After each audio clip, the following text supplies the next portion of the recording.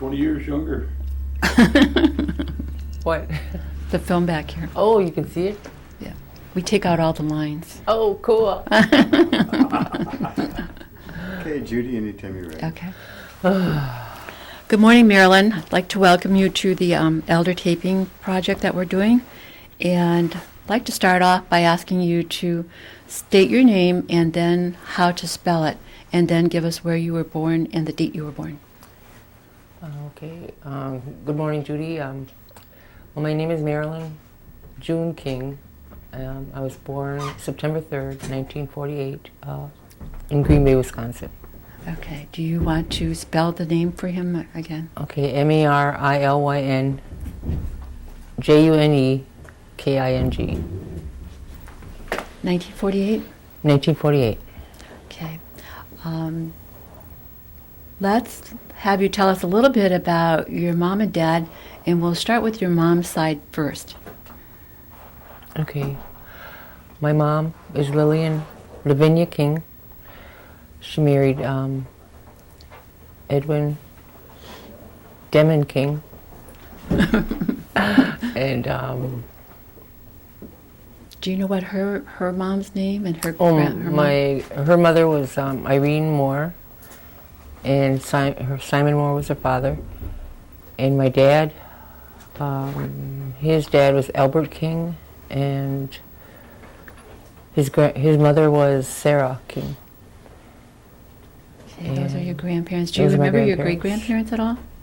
I remember my great-grandmother on my mother's side, Dodo, we called her, and all I remember is when I was real small at my grandma's house that we were running around in the kitchen, like there was seven in our family, and we were running around in Grandma's kitchen, and here she was standing there, and she was going, no, no, no, no, no, and that's all she would ever say because she spoke just the language.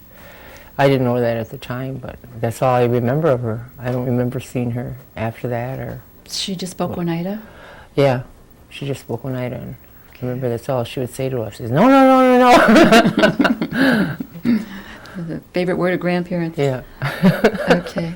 Let's go over to your dad's side. Do you remember his parents and his grandparents? I don't remember my grandmother. I remember her passing away and living where she was living at up the hill in Oneida in a house. I remember her being there for her funeral, but I don't remember her at all in my life. I remember my grandfather, Albert.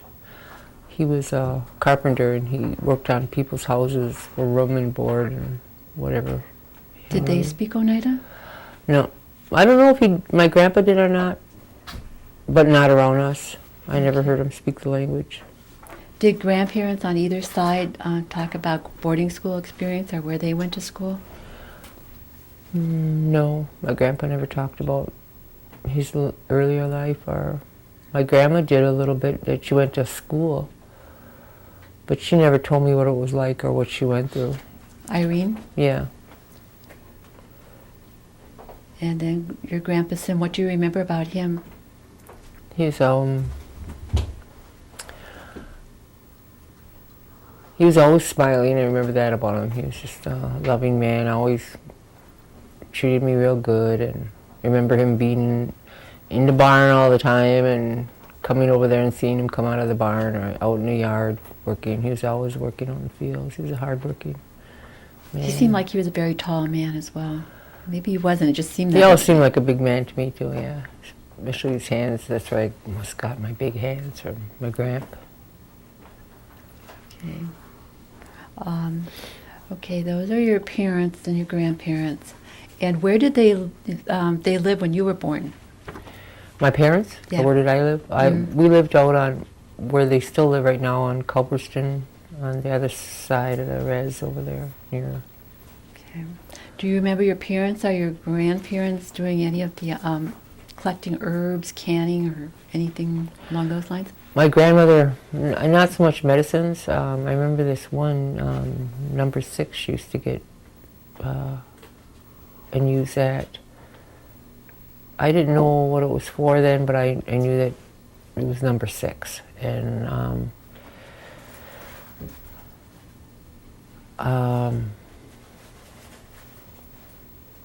I remember her canning. She would always come get me and take me around. I'd always be helping her doing something. Canning, whatever season of the year it was, or she'd make this, I don't know, cornbread, but it was with sweet corn, and and we'd have to grate it right down to the, right off the cob. Right. And I'd scrape up my knuckle. I just hated that job, and then she'd always have me over there helping her with that and making this bread. And it was mostly corn. I don't even know if anybody even makes it anymore. But Yeah. I haven't had that for My a mom long making, time. but I don't remember either. Yeah. Now, your grandparents on either side, did they work out or were they farmers? My grandpa was a farmer. And they lived there all their life, him and my grandma. And my grandpa was a carpenter, and he went up to the Menominee Res and down here and around. Your Grandpa Albert? Yeah, my Grandpa Albert worked on houses. And I don't remember anything about my grandma, Sarah. I didn't know her.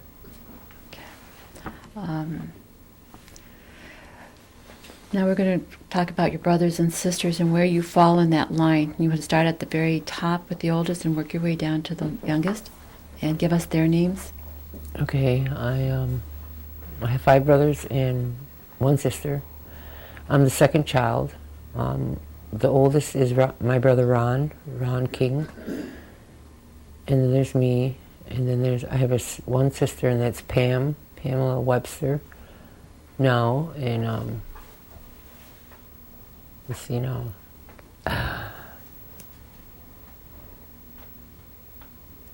And there's Junior, Edwin King Jr. And then there's Bruce King, Michael King, and Albert King. Okay. Albert's the youngest? Albert's the youngest, yeah. Okay. When you were living at home, what was it like? What kind of responsibilities did each of you have?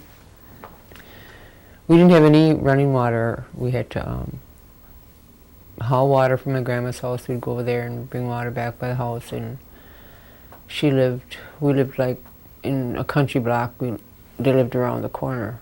It was, I don't know how, maybe a quarter of a mile or so.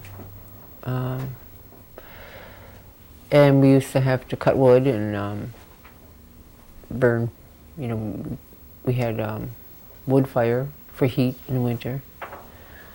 And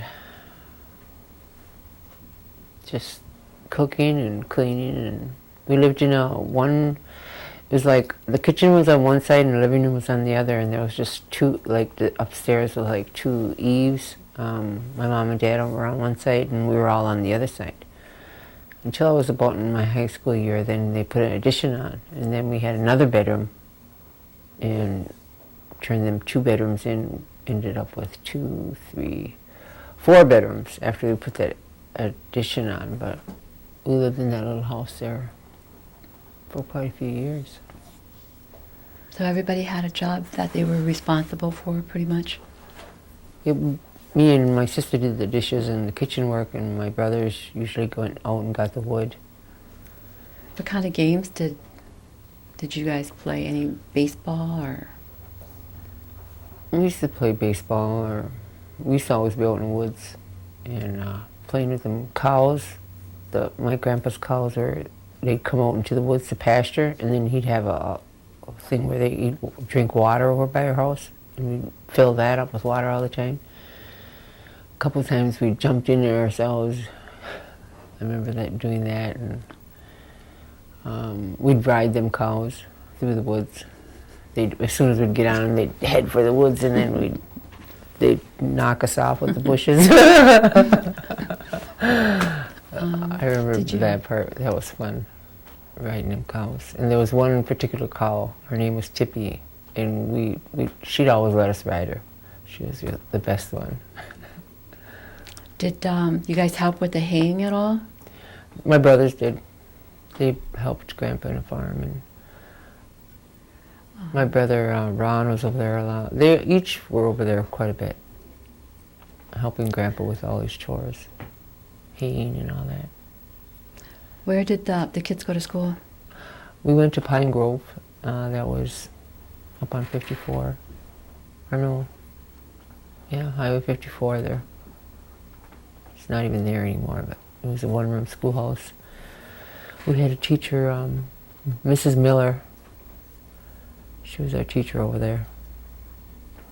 Were there a lot of Oneida kids that went to school there? Yeah, it was about half and half, the farm people around there, the white people. I never really noticed the difference between them, you know, that I was Oneida or Indian or anything, you know. I never noticed and never discriminated against it. But For some reason, I thought the kids all went to Chicago Corners in that area. yeah. I think later on they did. I remember being there, and my sister went to what do you call that? Chicago Corners? Yeah, Chicago Corners. Okay. She went over there for some reason later on. I don't know if they closed that school down or what. But she was, the teacher we had, I remember her being, you know, real mean, real strict, and she was... Mrs. Ryan? No, Mrs. Miller. Oh, okay. She was from Seymour. She would beat the heck out of kids sometimes. Really? Yeah. All of them are just... Certain ones like that, Ernest John, she'd send us all out of school, and she would, because she would slap him so hard right in the face, and Oh, wow. and she'd take a ruler and break it over his head, and then she'd send everybody out. And for something he didn't know, you know. It was always like my sister, I remember her going up there a couple times, and she kept getting the answer wrong, you know. And she'd slap her and send her back to the seat, you know, and she'd go back there, and I'd be sitting there feeling just bad for her and wanting her to get it right, you know, and come on, get it right. And she'd go up there and she'd get it again, you know, and here it ended up she had counted wrong. Here she had it right all along, you know. Yeah. And then she went up there and she finally told her, oh, that is right, you know. She said, I don't know if she apologized. I don't remember her saying, I'm sorry, you know, or anything to her, but I remember her hitting her like that. Did you have her for a couple of grades? Yeah. Yeah, we had her for a couple grades. She gave me a bloody nose once. Wow. Yeah, because we were late for school in the wintertime. We walked to school, all of us, and my dad took us out of school. He kept us home after that, and then until she came to the house. And after that, she quit hitting us. Us, anyway, not the Yeah. other ones. Where did your She was parents do their grocery shopping or shopping in general? I don't remember. They go. They would go to the store, but they wouldn't take us with them. Okay. Because of what's the name of that store down there by Chicago Corners? Moss's? Yeah, I remember going there. Yeah. Do you know remember the And name that they had Schrader's. for that area down there? Moss's. Town? No, that area, yeah, that was Goose Town, yeah. But Chicago Corners is what I remember it being in Moss's Okay. store. Where did your dad work? My dad worked for the Chicago Northwestern Railroad. We lived at home for a while, and he got transferred over to Kaukauna, and we moved from Kaukauna to this big house in Kaukauna there for about a year. But we moved back because they were real prejudiced over there, and we were fighting all the time. And my brother Bruce got beat up pretty bad one day, and they used to call us names, and so we packed up our stuff and moved home. And then Dad would just drive to work. But he was trying to be closer to work Right. at the time. Okay, then you went to school at Elm Grove. Did you go to high school then in Seymour? Yeah, graduated in 1966. What was Seymour like? Seymour was, I guess it's a farm town school, small town. Were It there? wasn't a good experience for me. I didn't go there to learn. I used to cry and plead my mom to send me. I didn't want to go to school. My brothers seemed to fit in more. My older brother Ron fit in more, but not me. I just didn't fit in. They were just, I'd always be fighting. People would be calling me names, or girls would be calling me names, and I'd be fighting with them all the time. Were the boys more into sports? Yeah. That could be why. Yeah. Okay. So then after high school, where'd you go? After high school, I went to Chicago for a little while, and went with one of my friends. Her family lived there, and I didn't know anybody there. I didn't last there very long. I started going to this finishing school for, it was modeling and marketing and all kinds of stuff like that. Patricia Stevens School. And then I worked at Fireman's Fund Insurance there as a file clerk, but I was so lonesome. I couldn't take that, being away from my family. And there was a mass murder at the time. All these nurses got killed. Oh, I remember that. And I was riding on this freeway, the subway, whatever, to downtown to work. And everybody was looking for him, And I seen this picture of this guy on the front page, and there was a guy that kind of looked like it to me, and I was looking over at him, and I was thinking, oh my God, that must be him. And when I got off, he got off too, and I was thinking, he knows I know,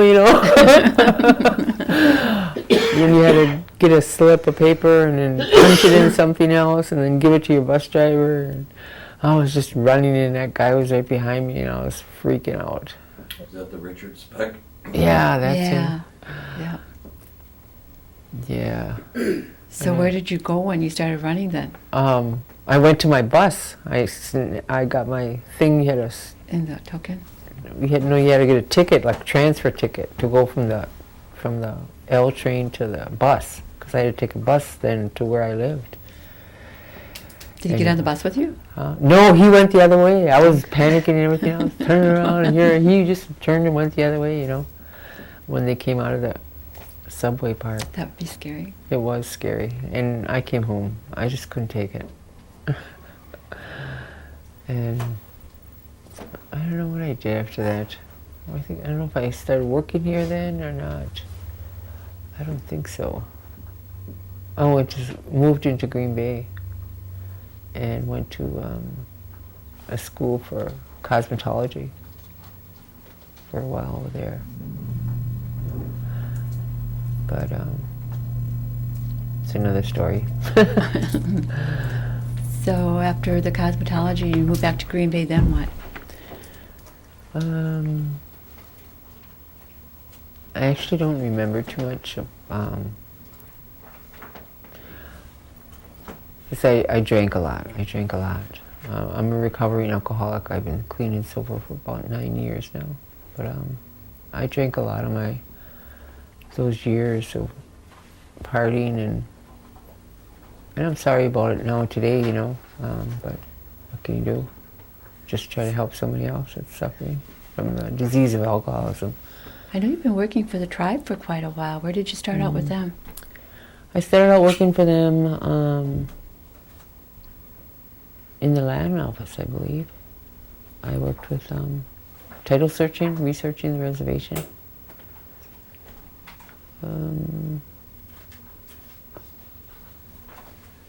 We went into the city offices, Appleton and Green Bay, and checked the records when they left from the reservation land into the present owner, and we used to copy everything down. Yeah, I worked there for a while. That's kind of a fun job. Yeah, it was interesting. It was kind of like we could see the pattern really clear of when this Wilcox guy, his name was always on there. All over the place, yeah. Mm-hmm. Yep. Could see the pattern. Actually, I was there was a militant stage I was in. I was into the American Indian movement, and very militant, very angry, prejudiced. That stage, I was just like, think you had a lot of young people that were into the AIM movement, Yeah, thinking you could do something. yeah, trying to make a difference. And Yeah. How did you feel about it? Was it a good feeling to be able to raise conscious awareness or something? yeah, for me, yeah, it was like the first song I ever heard. I didn't know nothing about India, and it was mostly like something I was ashamed of. When I'd go to school, they'd call me squaw, and I just felt ashamed. I remember my grandma telling me, that you should be proud, you should thank them for calling you that. That's an Indian woman, that's a lady. I said, not the way they say it, Grandma. Grandma Irene? Yeah, that's what she would say to me, because she was, I don't know what she ever thought of me because I was so rebellious and just angry. Did they have an organized AIM group here in this area? No, not in here. I guess there was later on. But I met a lot of people in Minneapolis with the AIM movement and went all over the country and different They still have protests groups. they had. And then I was in, it wasn't really AIM, but I was in the novitiate takeover. I was in that. What was that like? I was always curious That about was that. I've gone out another there. world. That was just like another world. It was so unreal, like a Yeah, I've fairy heard tale. different things about Marlon Brando and what was that guy, Billy Jack? Yeah, Were they there, or did they send? they came in there. Did they? Yeah, and they, I don't know what for. To support, I guess, support. It sounded like support. And Yeah. Buffy, Saint Marie. St. Marie, she came in there. It kind of got, when we first started, it was kind of scary, because it was New Year's Eve, and they didn't want to hurt anybody. But they all had guns, and they took over that little, there was a house there, caretaker's house. And they were having their little celebration. And they didn't hurt them or anything, but they were scared, You mean the people from people- AIM? No, the people that lived in that house. Oh, okay. Yeah. And they didn't hurt them. I can't remember too much. I remember going in there. I wasn't right in that house when they went in and took it over. I wasn't in the house when the guys did that, the Menominee Warrior Society. And what the original purpose was, they wanted that place for a hospital, and most of the people that were there that had family that had passed away, at that Shawano Hospital, they were a prejudiced hospital, and they wanted it to be used as a hospital for the tribe. And I had an aunt that went there for treatment once at Shawano, and they sent her home, and there was nothing wrong with her, and here she passed away after that. That was my dad's sister, Jeanette. So most of the people that originally started it had some then kind their of purpose of that they were going to Then use that for a hospital, Okay. that the tribe could use it, but it didn't turn out that way. It didn't turn out at all like I thought it was going to be. Who was the leader? Mike Sturdivant, and they call him Apasanaquit now, but we used to call him Buddy. Manami. Yeah, and Johnny Wobb. There was a group of them. I think Johnny Wobb's the only one that went to prison for it, or jail. Were there many Oneidas involved? There was a few Oneidas in there beside me. And other tribes too. Have you gone back to look at the museum there? The museum? It's been made into a museum. Oh no, I haven't. It's kind of interesting. I know. It's a beautiful area. We used to, when we were there at the time, I remember us always cleaning for them guys and keeping that place up. But then when I heard that when it was we were evacuated out, that that somebody just trashed the whole place, and it was scary. So then after the AIM activities, you were working at the land office then? Yeah, then I came home and Okay. I think I can't remember how it all. I remember my grandma came home. I was living in Minneapolis, and that was after that takeover, I think.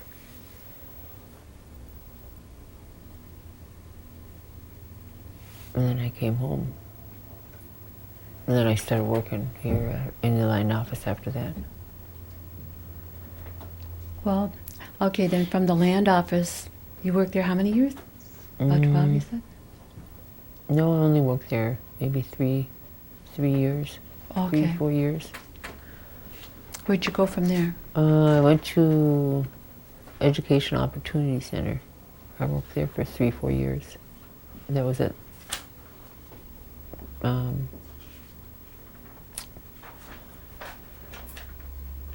Norbert Hill Center. Okay. And then the funding ran out of there. And then from there? From there I went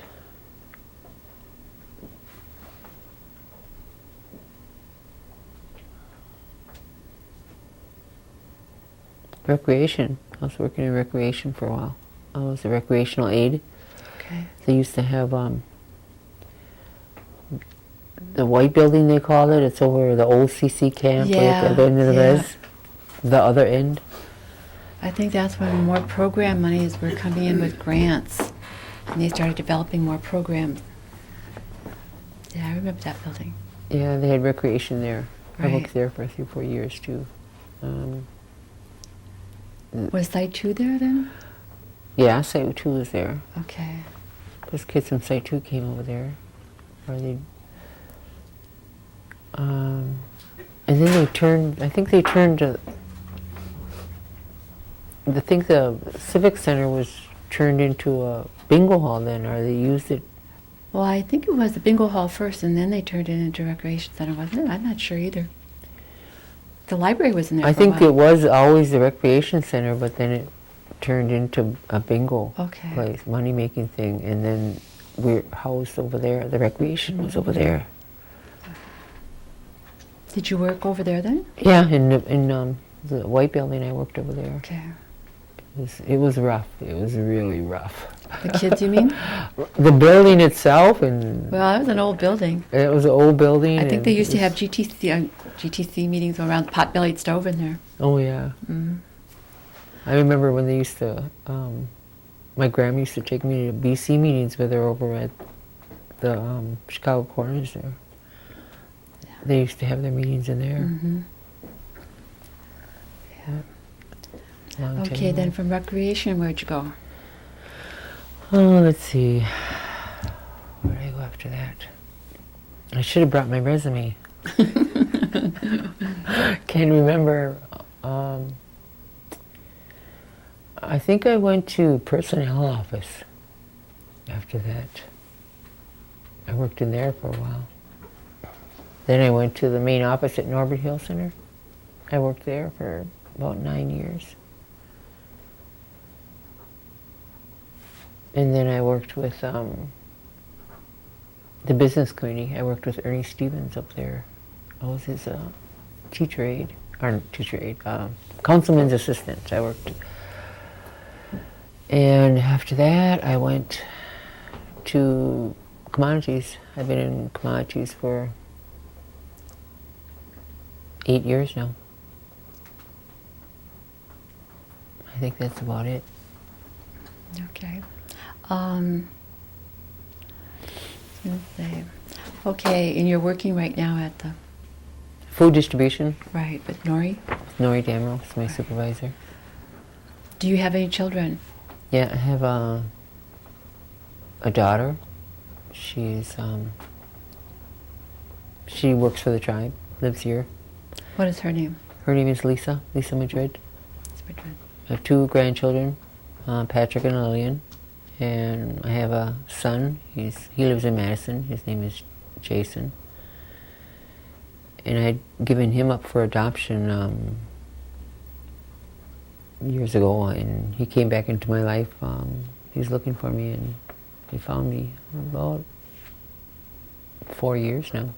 Okay. Yeah, I have two grandsons and like a granddaughter, but it's not his. But he's You're been still grandma. Yeah, I'm still Yeah. grandma to her. You want to give I us don't their see name? them as much as I'd like to. They don't come up here. They came up here once and met the family, and I don't know, but I know he's alive and well, and he's happy, and You want to give us their names so that they're on the video? Jason. Oh, I can't think of his last name now. I want to call him King. Indirectly. Yeah. Lytle. Lytle is their last name, and he was raised in by. His father was military man, Okay. and he ended up. They ended up, after they adopted him, they had a child, and then they ended up getting divorced, and then they split up, and then he was with his adopted dad living there, and he always knew that he was Native, you know. Okay.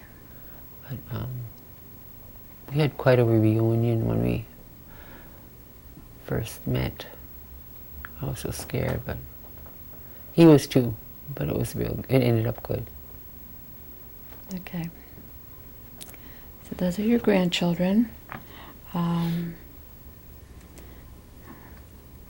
We had talked about childhood memories, but I forgot to ask about the some of the things that a number of the people around the community were involved with, like going up cherry picking or apple picking. Did you ever do any of those? Mm-hmm. Yeah, we used to go up there for summer vacation. My mom and dad would load us all up and go up there, and we'd pick cherries. Stayed in a house that one year, a great big farmhouse. It was quite an adventure. Yeah, it's pretty up there. Yeah, pretty. Do any apple picking? For a little while, when I first got out of high school, that apple orchard. Oh, They used to have an apple orchard where NWTC is, and they used to hire apple pickers over there for money. I used to go over there. Did your dad play ball? I don't even remember him playing ball. Okay. I remember him going at ball games, but I don't think he played. I don't know. What were some of the cultural traditions that a lot of the community are involved with, like Hoyan, Christmas, Easter, those kinds of things? Did your family do that? We used to go hoyaning when we were little. It'd be a long walk. Yeah, cold too, but we used to get out there. Yeah. Go wish everybody Happy New Year and get candy. Just like Halloween to us. Yeah. It was fun. Yeah. From what I remember, your family's Methodist, right? Right. So then you would participate in the Easter, Christmas holidays. Mm-hmm. Church. I remember Uncle Sim and Uncle John. I couldn't tell them apart quite. So, what's your favorite food at home? Mexican food. Wasn't that corn you had to scrape? No.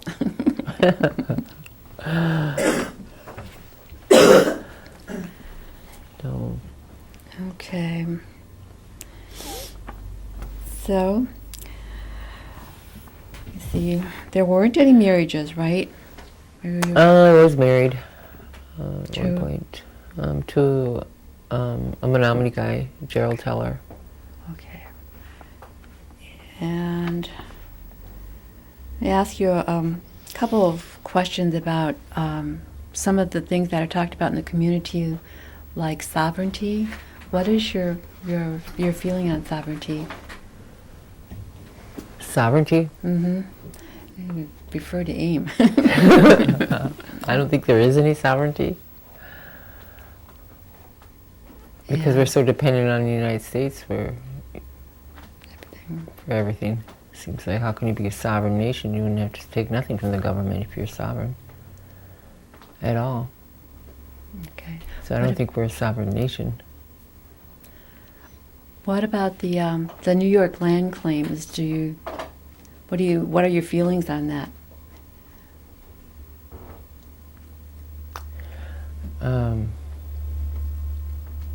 Think it'll ever happen? It'd be nice if it happened, but I ain't holding my breath till it does, you know. I don't think I'll ever see it. Did your mom ever talk about a 52 cent from one of the treaties that they might have received? That stumpage? No. Might be considered that. Now, were your mom and dad involved in any of the tribal politics or elections or council? Politically, no. It was mostly my grandmother. She was the chief of the tribe for a while.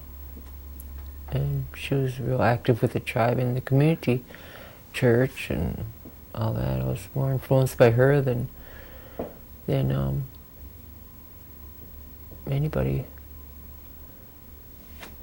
When I look back now, how she was she always took me with her everywhere. She'd go visiting, or she'd always be having me along, doing something. But my parents were just both worked and tried to keep us fed and clothed. Yeah, that's for sure. Yeah. Thinking back about how quickly our youth fade away, and now that you're considered an elder, what is your feeling about being an elder? I don't feel like an elder. I don't know. To me, like an elder is someone you respect and that knows a lot about life, or that has a lot of wisdom. And I can't see myself as that, but I do know a lot. I've been through a lot. An elder to me, like, it seems like, oh man, I can't be an elder already. When you look around the res and you see a lot of the changes, what are some of those things that you see and feel good about, or don't see and kind of think it could be better? I mean, as far as what I see in the community, Yeah, how much it's grown. Like when we were kids, there was no running water and yeah, no homes, health center, that kind of stuff. in the new buildings, the nice buildings that we have, the school, in the health center, the nursing home, I take pride in all those things that we have now. In the Norbert Hill Center.